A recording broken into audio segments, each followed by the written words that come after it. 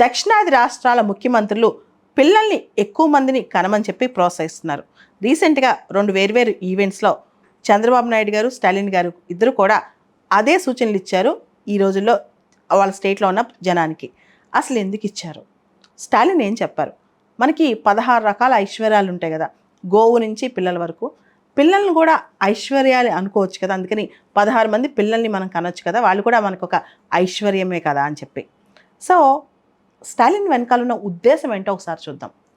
ముఖ్యంగా దక్షిణాది రాష్ట్రాల్లో యువత తగ్గిపోతున్నారు, జననాల రేటు తగ్గిపోతుంది. దీనివల్ల రేపు నియోజకవర్గాల పునర్విభజన జరిగితే లోక్సభకి ఎక్కువగా ఉత్తరాది నుంచి వెళ్తారు, దక్షిణాది నుంచి తక్కువ జనాభా ఉంటారు. ఎందుకంటే జనాభా నిష్పత్తి ఆధారంగా లోక్సభకి వెళ్తారనమాట, సీట్లు ఎలకేట్ చేస్తారు. దానివల్ల నష్టం జరుగుతుంది కదా, మనం ఎందుకు ఎక్కువ మంది పిల్లల్ని కనకూడదని చెప్పి ఆయన ఇండైరెక్ట్గా ప్రోత్సహించారనమాట. చంద్రబాబు నాయుడు గారు అయితే గ్రామాల్లోకి వెళ్తే వృద్ధులే కనిపిస్తున్నారు, యువత అసలు కనిపించట్లా. వాళ్ళు అబ్రాడ్ వేరే ప్లేసెస్కి వెళ్ళిపోతున్నారు ఉద్యోగ బాట బట్టి. పిల్లల్ని ఎక్కువ మందిని కనాలి.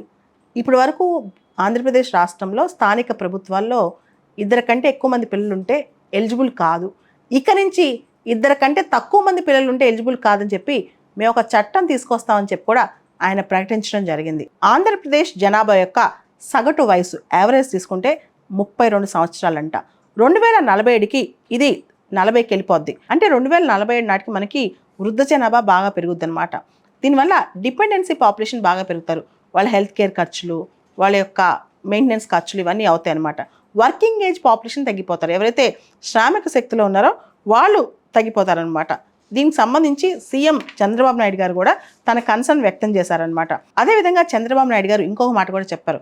ఎవరైతే ఎక్కువ మంది పిల్లల్ని కంటారో ఆ జంటకి ఇన్సెంటివ్స్, ప్రోత్సాహకాలు ఇచ్చే ఆలోచనలో కూడా ఉన్నామని చెప్పి చెప్పడం జరిగింది. భారతదేశం యొక్క యావరేజ్ పాపులేషన్ గ్రోత్ రేట్ 2 ఉంటే సౌత్ ఇండియన్ స్టేట్స్లో, సదరన్ ఇండియన్ స్టేట్స్లో చాలా రాష్ట్రాల్లో ఇంక్లూడింగ్ ఆంధ్రప్రదేశ్ అరౌండ్ 1.6 ఉంది. దీనివల్ల జనాభా వృద్ధి అక్కడ బాగా తగ్గిపోతుందన్నమాట. దక్షిణాది రాష్ట్రాల్లో జనాభా వృద్ధి రేటు భారీగా తగ్గిపోతుందని నాబార్డు యొక్క గణాంకాలు కూడా చెబుతున్నాయి. దీనికి కారణంగా కుటుంబాల్లో సభ్యుల సంఖ్య కూడా పడిపోతుందన్నమాట.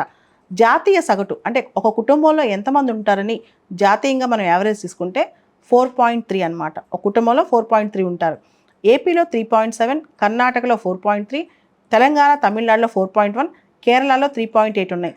ఉత్తరాది రాష్ట్రాల్లో నార్త్ ఇండియన్ స్టేట్స్లో పర్ ఫ్యామిలీ యావరేజ్న కనీసం 5 ఉంటున్నారు. కానీ ఆంధ్రాలో చూసుకుంటే 3.7 ఉంది, తెలంగాణలో చూసుకుంటే 4.1 ఉంది, తమిళనాడులో చూసుకుంటే 4.1 ఉంది, కేరళలో 3.8 ఉంది, కర్ణాటకలో 4.3 ఉంది. సో యావరేజ్ ఫ్యామిలీ సైజ్ అనేది మనకి ఇప్పుడు బాగా తగ్గిపోతుంది అనమాట. ఇలా కుటుంబాల్లో సభ్యుల సంఖ్య బాగా తగ్గిపోవడంతో పాటు కుటుంబాల్లో 60 ఏళ్ల పైబడిన వాళ్ళ సంఖ్య బాగా పెరుగుతోంది. మీరు గ్రామాల్లోకి వెళ్ళి చూస్తే చాలా గ్రామాల్లో ఆంధ్ర కానీ తెలంగాణ కానీ కేవలం వృద్ధులు మాత్రమే ఉంటున్నారు, యువత ఎవరు గ్రామాల్లో కూడా ఉండట్లేదన్నమాట. దక్షిణాది రాష్ట్రాల్లో జనాభా సంఖ్య పడిపోతే ఏం జరుగుతుంది? ముఖ్యంగా లోక్సభలో వాళ్ళ రిప్రజెంటేషన్ తగ్గుతుంది. దాంతోపాటు సెంట్రల్ ఫండ్స్ ఏదైతే ఫినాన్స్ కమిషన్ రికమెండ్ చేసే ఫండ్స్ ఉంటాయో అవి నార్త్ ఇండియన్ స్టేట్స్కి ఎక్కువ వెళ్తాయి, సౌత్ ఇండియన్ స్టేట్స్కి తక్కువ వస్తాయి. దాంతోపాటు పాపులేషన్కి సంబంధించి సౌత్ ఇండియన్ స్టేట్స్ వాటి టార్గెట్ ఎంత ఇప్పటి వరకు కూడా కుటుంబ నియంత్రణ ఇవన్నీ టార్గెట్స్ సౌత్ ఇండియన్ స్టేట్స్ చాలా జాగ్రత్తగా చేసుకుంటూ వచ్చాయి. సో ఇలా టార్గెట్స్ రీచ్ అయినందుకు వీళ్ళకి ఇప్పుడు పెనాల్టీ పడుతుంది అనమాట, అంటే వీళ్ళకి ఇప్పుడు నష్టం జరుగుతుందన్నమాట. ఇవన్నీ దృష్టిలో పెట్టుకుని పాపులేషన్ అనేది పెరగాలని చెప్పి ఇప్పుడు సౌత్ ఇండియన్ స్టేట్స్ ఆలోచిస్తున్నాయి. అందుకనే స్టాలిన్ గారు 16 ఐశ్వర్యాలు ఎంత ముఖ్యమో 16 ఐశ్వర్యాలు ఉండమని పెద్దలు ఎలా దీవిస్తారో అలానే మనం ఇప్పుడు 16 మంది పిల్లల కంటే తప్పేంటని ప్రశ్నించారు. అలానే చంద్రబాబు నాయుడు గారు కూడా పిల్లల్ని ఎక్కువ మందిని కనమని చెప్పి ఇప్పుడు యువతకు చెప్తున్నారు. ప్రపంచవ్యాప్తంగా చైనా, జపాన్, సౌత్ కొరియా, కొన్ని యూరోప్ దేశాలు ఇంతకుముందు జనాభా నియంత్రణ మీద దృష్టి పెట్టాయి. ఈ దేశాలు కూడా ఇప్పుడు జనాభా పెంచండి అంటున్నాయి. ఎందుకంటే అక్కడ పనిచేసే జనాభా లేరు, ఓన్లీ వృద్ధ జనాభా ఉన్నారన్నమాట, ముసలి వాళ్ళు అయిపోయింది, ఏజింగ్ పాపులేషన్ ఉన్నారు, వాళ్ళకు కూడా ఇప్పుడు జనాభా కావాలి. సో ఇతర దేశాలు చేస్తున్నట్టే ఇప్పుడు సౌత్ ఇండియన్ స్టేట్స్ కూడా ఇప్పుడు సీఎంసే డైరెక్ట్గా అనౌన్స్ చేస్తున్నారు ఎక్కువ మంది పిల్లల్ని కనమని చెప్పి.